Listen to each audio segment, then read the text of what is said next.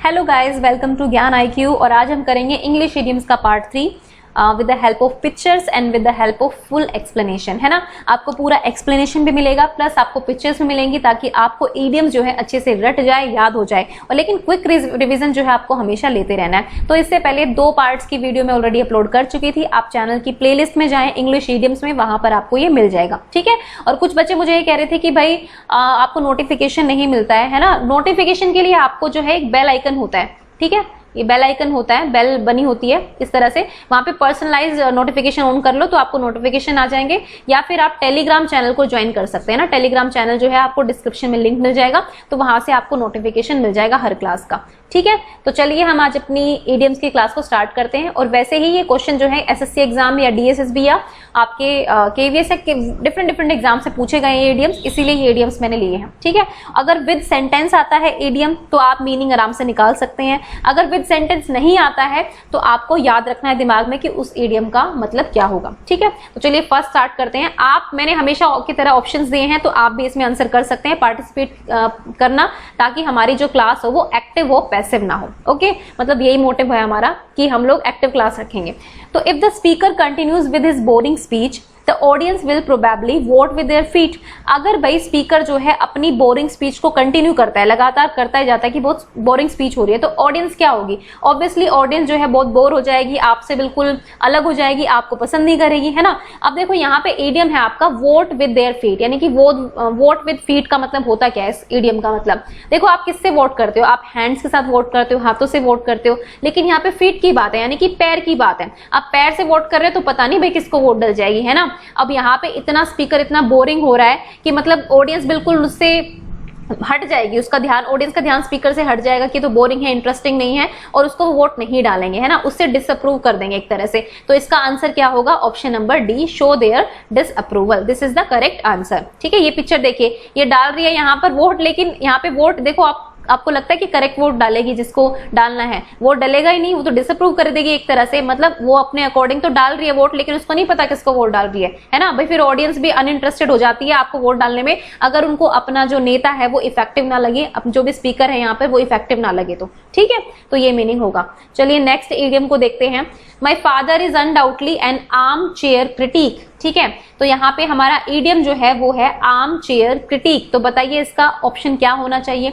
इसका इस पिक्चर से देखकर आपको क्या लग रहा है ना? ये अंकल जी हैं जो ये चेयर पे हैं, आराम से पड़े हुए हैं, पेट मोटा दिख रहा होगा आपको, यानी कि मोटापा बढ़ चुका है, कोई किसी तरह की हलचल नहीं है, बस यहीं से अपने ख्याली पुलाव से पकाए जा रहे हैं, है ना। मतलब तो इसका मतलब क्या होगा ये आपको बताना है। तो चलिए देखते हैं।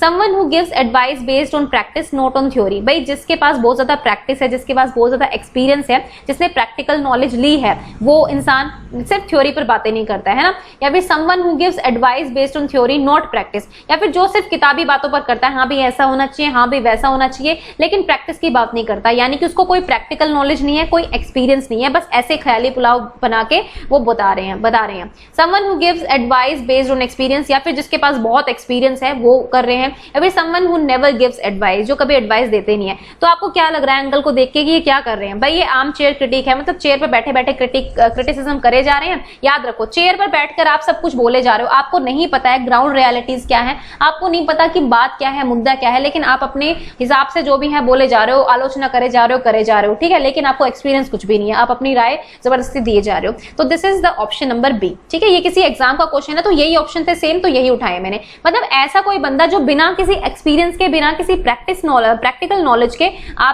आपका क्रिटिसिज्म कर रहा है, ठीक है, आपके बारे में कुछ मतलब चीजें बोल रहा है, किसी भी टॉपिक के बारे में बोल रहा है विदाउट एनी एक्सपीरियंस, ठीक है।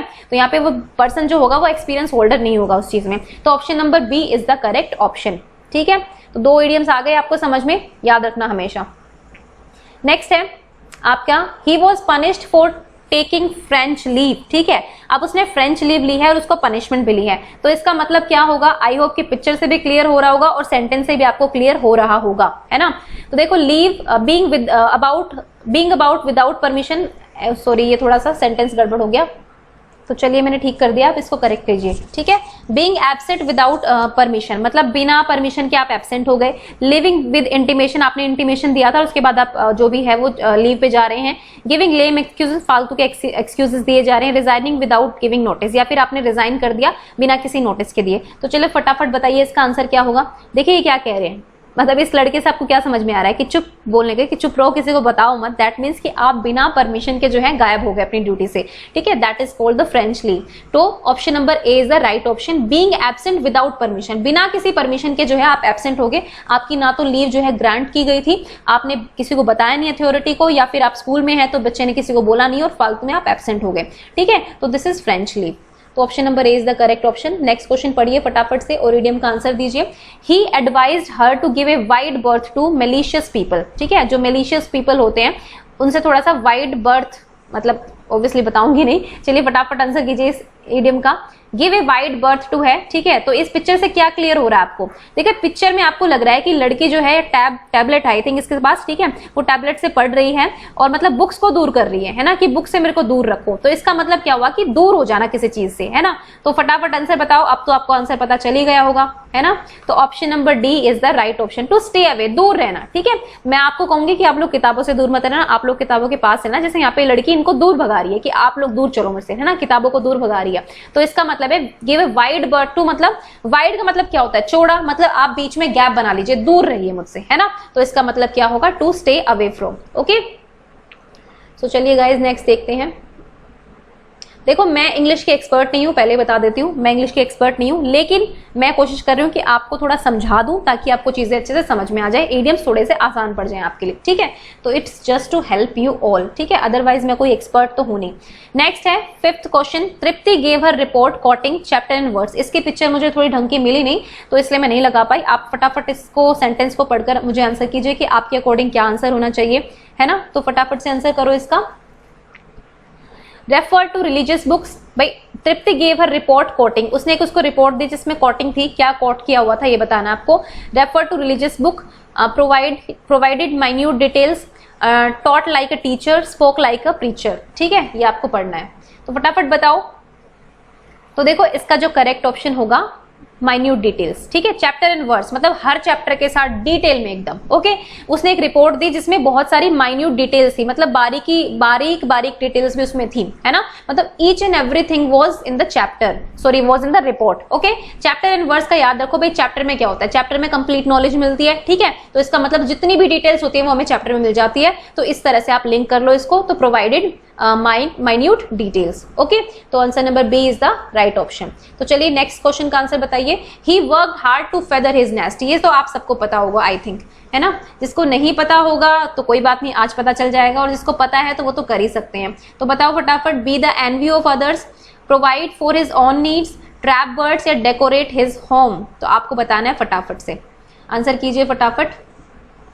तो देखो फेदर हिज नेस्ट का मतलब है कि अपनी खुद की जरूरतों को पूरा करना, ठीक है। तो इसका आंसर नंबर होगा provide for his own needs, ठीक है। जैसे यहाँ पर ये अपनी जरूरतों को पूरा करने के बारे में सोच रहे हैं, यहाँ पे जैसे स्टार लगा हुआ है, मुझे तो लग रहा है सोच ही रहे हैं, इस इमेज से मुझे यही लगा था, इसलिए मैंने डाली थी कि हाँ भाई मुझे अपनी ये सारी नीड्स पूरी करनी है, ये एग है, ठीक है। फिर यहाँ पर ये पैसा ये दिखा रहा है, ये पैसा ये शायद डॉलर है, ठीक है, ये दिखा रहा है कि यहाँ पे मुझे घर भर लेना है, अपनी नीड्स अपनी जरूरतों को जो है पूरा करना है, ठीक है। तो फेदर हिज नेस्ट का मतलब होता है अपनी खुद की जरूरतों को पूरा करना, okay.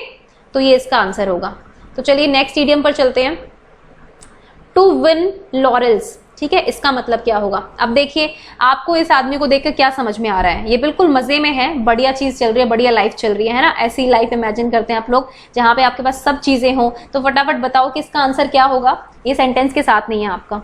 To win laurels, to be disappointed, to memorise, to earn great prestige या फिर to be victorious is a game, ठीक है। तो ये फटाफट से आंसर कीजिए इसका।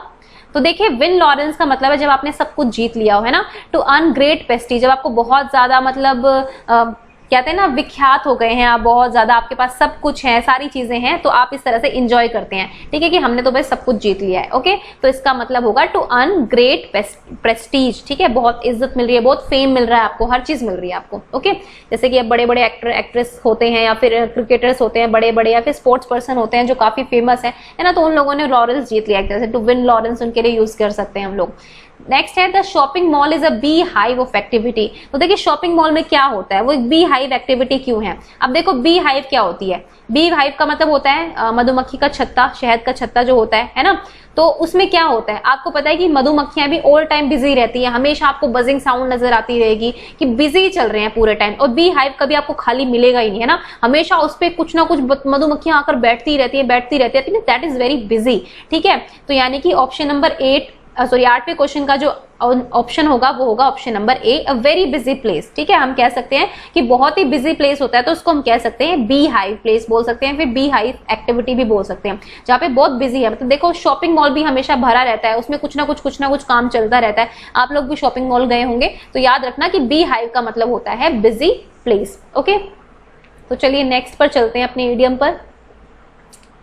To cut the Gordian knot. ठीक है, गॉर्जियन नॉट काट देना। ठीक है, इसका मतलब क्या होगा, फटाफट आंसर कीजिए इसका। पिक्चर से क्या नजर आ रहा है आपको, पिक्चर में देखो ये लोहे की बेल है एक तरह से। ठीक है, आयरन नेल्स बोल सकते हैं इसको। ठीक है, आयरन बेल्स हैं ये, तो आपको ये कट करनी है। अब ये आपके लिए कैसा काम है, आपके लिए मुश्किल काम है, आसान काम है या क्या काम है, तो आपको पहचानना है। यही इस इडियम का आंसर होगा। तो चलिए फटाफट इसका आंसर कीजिए।